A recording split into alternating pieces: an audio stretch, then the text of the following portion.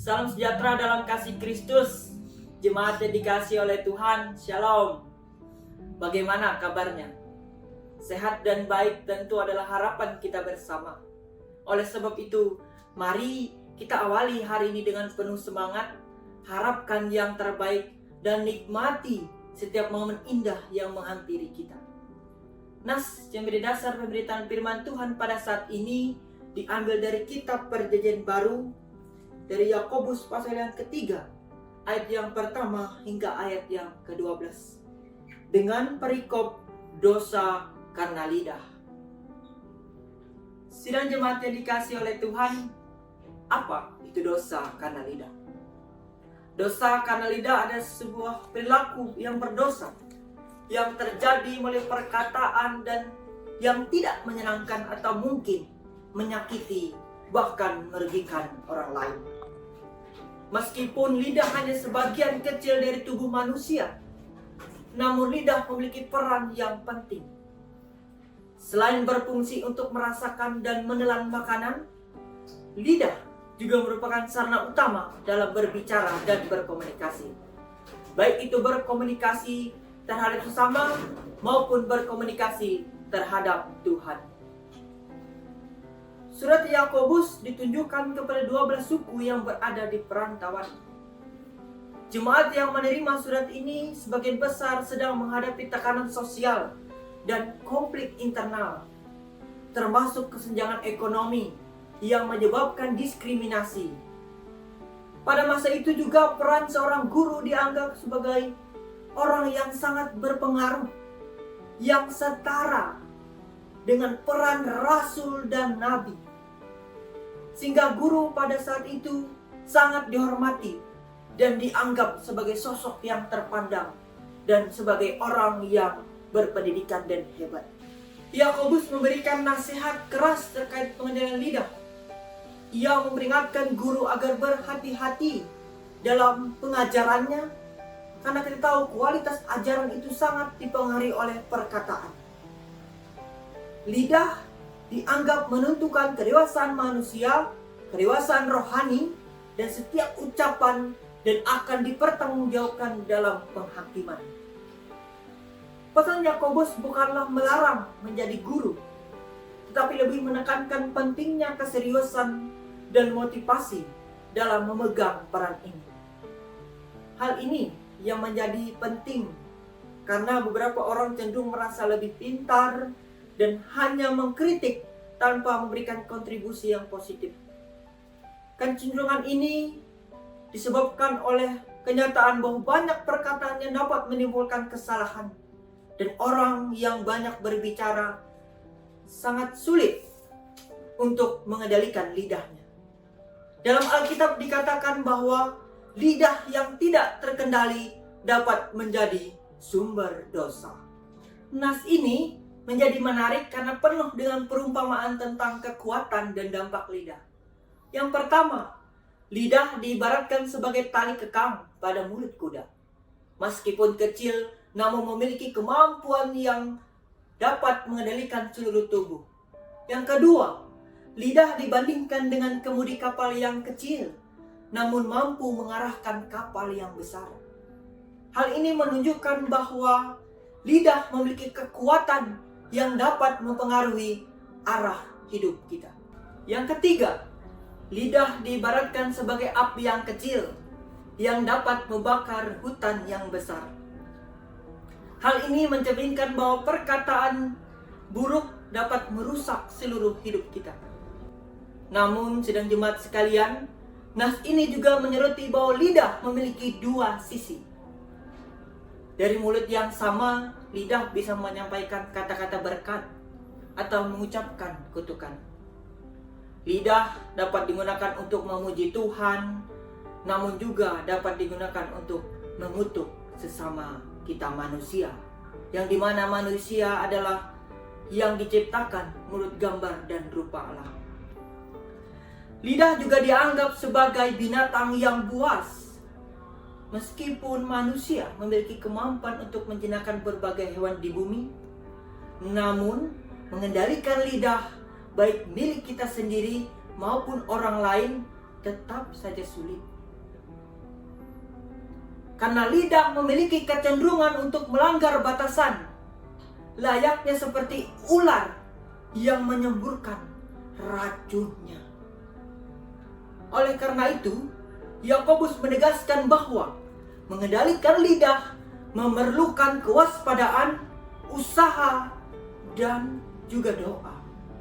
Meskipun kita tahu hal itu hal yang sulit, Yakobus juga menyatakan bahwa tanpa anugerah dan pertolongan dari Tuhan, manusia tidak akan mampu untuk mengendalikan lidahnya. Nas ini juga menekankan bahwa kita tidak terkena kutukan karena memiliki kemampuan dalam berbicara, melainkan lebih pada kualitas perkataan yang kita ucapkan. Contoh, ucapan yang kurang sopan, penuh dengan dusta, fitnah, gosip, dan juga hoax. Hal inilah yang dapat menimbulkan kekacauan dalam kehidupan kita, yang mungkin dapat kita samakan seperti kerusakan yang telah disebabkan oleh api kecil, mengendalikan seperti tali kekang atau pemudi kapal, dan seakan juga dapat menjadi binatang buas. Nas ini juga memberikan solusi melalui perumpamaan dengan menyatakan bahwa mata air hanya dapat mengeluarkan satu jenis rasa, seperti air tawar, air asin, atau air pahit. Selain itu juga perumpamaan ini menggambarkan bahwa pohon ara akan menghasilkan buah ara, pohon zaitun akan menghasilkan buah zaitun, dan pokok anggur juga akan menghasilkan buah anggur. Dengan kata lain bahwa Yakobus ingin menyampaikan perkataan baik akan muncul dari lidah yang dapat dikendalikan dengan baik, sementara perkataan yang buruk akan muncul dari lidah yang tidak dapat kita kendalikan. Sidang jemaat yang dikasihi oleh Tuhan, hari ini kita menerima sebuah nas yang penuh hikmat, terutama dalam menghadapi situasi yang sangat penting ini. Pesan ini diperuntukkan bagi kita sebagai jemaat, termasuk yang memiliki peran sebagai seorang pemimpin yang mengemban tugas dan tanggung jawab serta jabatan yang penting dalam organisasi maupun komunitas lainnya. Jika kita merenungkan dalam konteks pemilihan legislatif atau kepemimpinan saat ini, pesan dari Yakobus membawa kita atau membawa relevansi yang sangat mendalam bagi kita. Terdapat 3 aspek yang bisa kita refleksikan dari apa yang telah disampaikan oleh Yakobus. Yang pertama, hati-hati dalam berbicara. Nas ini menunjukkan bahwa pentingnya berbicara dengan hati-hati sambil mempercayakan seluruh pembicaraan kita kepada Tuhan. Mazmur 141 ayat yang ketiga mengatakan, "Awasilah mulutku, ya Tuhan, berjagalah pada pintu bibirku." Lidah bukan hanya sebagai alat berbicara, tetapi juga sebagai kekuatan yang dapat membentuk sikap, motivasi, dan menciptakan perubahan dalam kehidupan kita. Dalam konteks sumber mata air, pohon ara, pohon zaitun, dan pokok anggur, Yakobus ingin mengingatkan bahwa ketika Allah menciptakan lidah, kita harus diharapkan untuk menggunakan lidah tersebut sesuai dengan rencana yang telah Allah tetapkan. Yakobus juga menyoroti kekuatan dan potensi bahaya lidah yang seharusnya mencerminkan integritas, layaknya seperti mata air yang hanya mengeluarkan satu jenis air saja. Lidah kita diinginkan untuk menyampaikan kata-kata yang memberikan berkat, penuh berkat, hal-hal yang baik. Sebagaimana pohon ara yang menghasilkan buah ara, pohon zaitun menghasilkan buah zaitun, dan pokok anggur yang menghasilkan buah anggur. Hal ini yang dapat menjadi pengingat bagi kita jemaat untuk memiliki atau memilih kata-kata dengan bijaksana, membangun daripada merusak, serta menciptakan suasana yang penuh kasih. Dan bagi para pemimpin, terutama dalam konteks pemilihan legislatif, diingatkan untuk menjauhi penggunaan bahasa yang merusak dan selalu menyampaikan kata-kata dengan bijak dan dapat dipertimbangkan dengan matang. Berbicara dengan hati-hati mencerminkan tanggung jawab terhadap dampak kata-kata kita terhadap orang lain.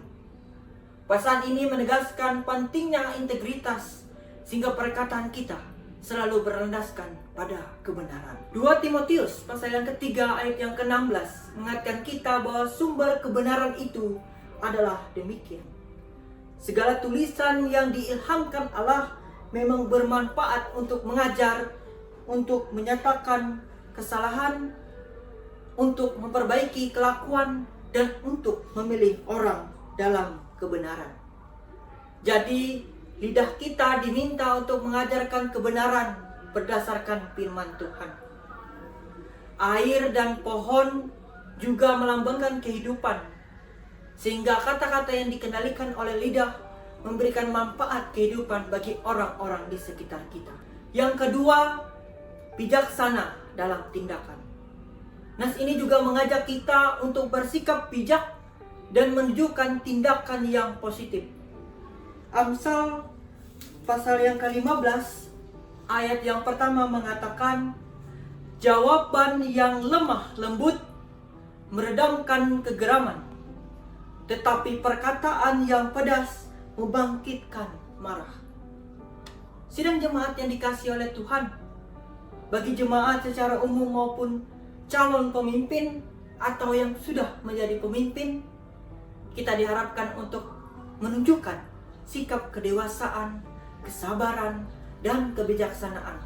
Karena seringkali kita berhadapan dengan individu ataupun orang yang pandai berbicara, namun terkadang mereka hanya memberikan kritik yang tajam tanpa diikuti oleh tindakan yang nyata.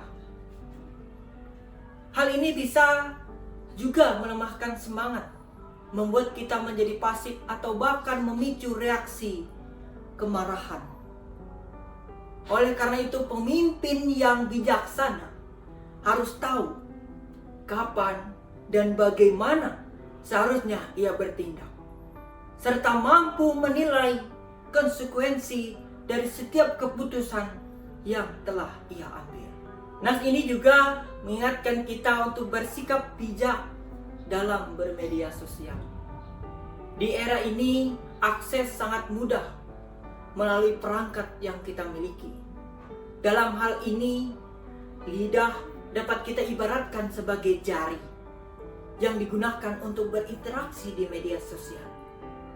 Oleh karena itu, pesan yang sama dari firman Tuhan mengajarkan kita agar dalam menulis di media sosial sebaiknya merujuk pada fakta dan data yang jelas dan tanpa maksud provokatif yang terlalu berlebihan, serta harus memastikan bahwa tulisan kita tidak membawa diri kita ataupun orang lain ke dalam kesalahan maupun kejahatan. Oleh karena itu, sangat penting bagi kita untuk menjaga sikap positif, tetap dewasa dan bijaksana dalam menghadapi segala tantangan sehingga kita dapat terus berkembang. Yang ketiga, banyak bertindak daripada berbicara. Nas ini mengajarkan untuk lebih mengutamakan tindakan daripada sekedar perkataan. Karena sesuai dengan ajaran bahwa tindakan kita memiliki dampak yang lebih besar daripada kata-kata yang kita ucapkan. Lidah yang diibaratkan sebagai api kecil yang dapat membakar hutan besar, memberikan peringatan kepada kita akan potensi bahaya dalam setiap perkataan yang kita lontarkan. Banyak bertindak menegaskan pentingnya tindakan nyata dalam hidup sesuai dengan nilai-nilai Kristiani. Lidah yang terkendali dan tindakan yang positif dapat menciptakan lingkungan yang penuh kasih, menginspirasi untuk pertumbuhan rohani dan memberikan dampak yang positif pada orang lain. Melalui refleksi ini, kita diajak untuk merefleksikan tindakan kita sehari-hari, memastikan bahwa setiap langkah yang kita ambil sejalan dengan iman kita. Kita diberikan kesempatan untuk membentuk lingkungan yang membawa berkat, menyembuhkan, dan memberikan kehidupan kepada mereka yang berada di sekitar kita. Oleh sebab itu, mari kita gunakan lidah untuk memuliakan Tuhan, untuk membangun, untuk memberikan semangat, untuk menegur dengan kasih, dan untuk berdoa kepada Tuhan. Semoga firman Tuhan ini menguatkan kita. Dan mari tetap berbicara tetapi secara bijak, sehingga hanya berkat yang terucap, serta berbicara dengan penuh integritas, sehingga perkataan kita dapat dipertanggungjawabkan melalui tindakan yang telah kita lakukan. Tuhan Yesus memberkati. Amin.